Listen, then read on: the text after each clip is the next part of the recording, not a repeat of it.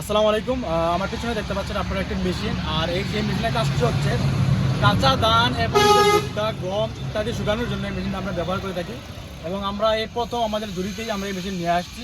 আপনারা দেখতে পাচ্ছেন এই যে মেশিনটা, এদিকে এই দেখতে পাচ্ছেন এইটার মধ্যে যদি আমরা ধান বা ভুট্টা, গম কিছু দিই তাহলে সূর্য সরাসরি এটার ভিতরে চলে যাবে।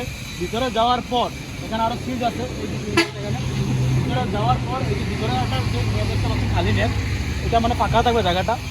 এই ফাঁকা জায়গা দিয়ে যে আর গরম বাতাস প্রবাহিত হবে এবং এই গরম বাতাস প্রবাহের মাধ্যমে এই যে ধান বা ভুট্টা, গম ইত্যাদি শুকাবে কি আর।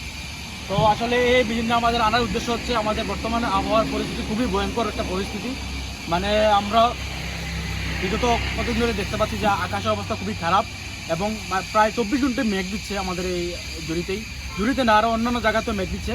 তো এই কারণে কি আর আমরা তো মনে করেন বাণিজ্যিকভাবে ভুট্টা চাষ করে থাকি। আমরা প্রায় এবার 300+ আমরা ভুট্টা করছি এবং আমরা এগুলো তো নিতে হবে বা শুকাতে হবে। ভুট্টা কিন্তু শুকাতে হয়, অনেক বেশি করে শুকাতে হয়, প্রায় 50 থেকে 60 থাকতে হয় তাপমাত্রা, মানে ভুট্টার যে আর্দ্রতা থাকতে হয়।